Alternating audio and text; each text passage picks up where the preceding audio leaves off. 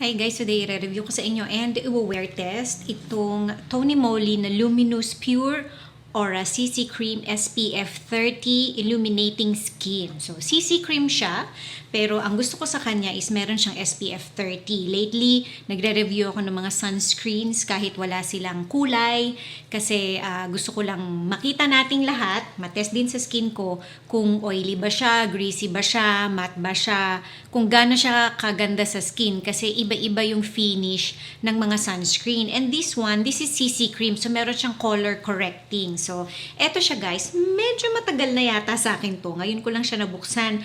I am not sure kung meron pa nito sa market. Pero kung wala na siya sa store, usually pag tumingin kayo sa Shopee or sa Lazada, pwede nyo pang mahanap yung mga ganitong products. So, eto yung box niya. Hindi ko na masyadong babasahin yung description niya. Eto siya guys. Puti siya na meron siyang parang beads na maliliit. I assume yung mga beads na yon puputok. And sila yung makaka-create ng parang kulay. Ayan na nga. Puti siya sa unang lagay. And then, pag biniblend ko, hindi naman siya yung parang, yung may tint. Hindi naman. Pero, may something. Parang gano'n. Sabihin na natin. Nagpipimple ako lately. Actually, sunod-sunod yung pimples ko kasi meron akong tinetest na bagong product. And tinutuloy ko pa rin siya kasi I'm giving it 2 weeks. Pero gusto ko nang ubusin yung bote din. Ano lang naman siya, yung parang essence. Parang essence lang naman siya. Mas natotolerate kasi ng skin ko yung pag nagle-layer ako ng essence tapos serum. Bihira akong gumamit talaga ng yung moisturizer na heavy, lalo sa gabi. So, ayan na siya. Okay. Medyo meron siyang konting grip. So, I think maganda tong gamitin sa ilalim din ng foundation, sa ilalim ng makeup. So, eto na siya guys. After kong malagay siya all over my face. Syempre, hindi naman mataas yung coverage niya kasi parang may color correcting lang siya.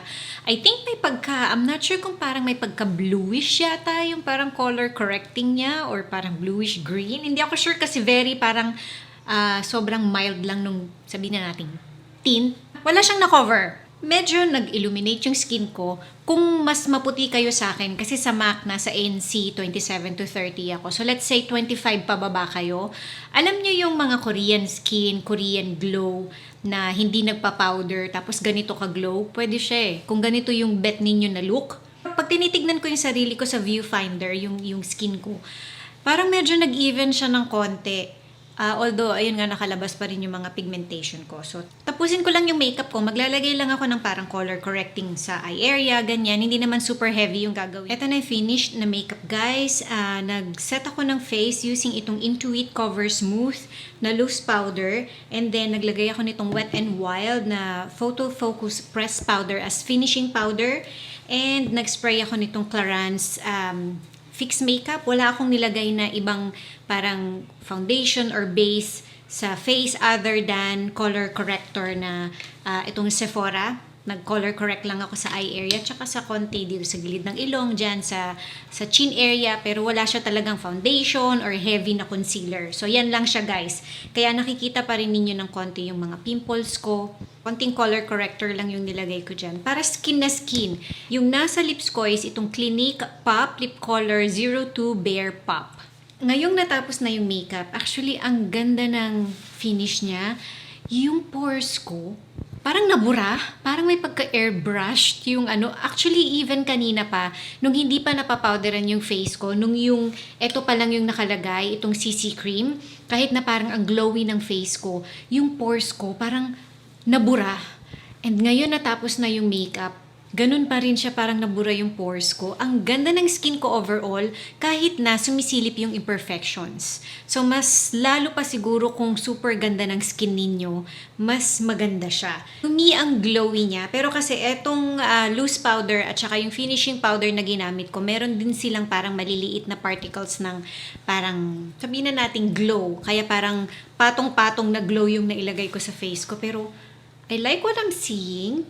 Balikan ko kayo kung magiging super oily ng face ko. Pero ang habol ko kasi dito is yung color correcting niya, which is yun naman talaga yung offer niya. And yung sunscreen na SPF 30 para kung maganda siyang gamitin for everyday. Eto na guys yung CC cream after 3 hours. Kanina pa akong pinapawisan sa ilong. Kanina pa kasi akong gumagawa ng video guys. Hindi ako naka-aircon today. Pero malamig-lamig today. So ayan, medyo makikita ninyo. Nagkaroon ng konting sheen yung forehead. Etong sa T-zone ko, including itong sa my chin area ko. Pero hindi siya yung super oily na oily. Ine-expect ko, magiging oily siya because meron siyang parang glow. Meron ding glow yung powder na ginamit kong pang set. And meron ding glow yung finishing powder na ginamit ko. Plus nag-highlighter pa ako. Hindi ko naman masabing may super oil control siya. Pero parang hindi siya super greasy sa face. Ayan siya oh. Pag blinat, ayan oh, nagmamatch siya oh. So nag-oily nga ako ng konti. Ano ba yan, bulol? Pero hindi nga siya yung super greasy na greasy. Guys, ang ganda nito. Ang ganda niya. I think lalo if used alone, syempre maganda rin siya sa ilalim because meron siyang stickiness and parang makaka-correct siya ng skin. Pero for everyday, lalo ngayon naka-mask lang naman tayo, hindi naman tayo masyadong nagme-makeup. And then, meron siyang sunscreen, meron siyang SPF 30, tapos nakaka-correct siya ng skin. Okay siya for everyday. Ang ganda siya. Ang ganda niya, sorry. Meron siyang parang napoprovide na parang glow sa skin. Parang ang healthy ng skin. This is nice.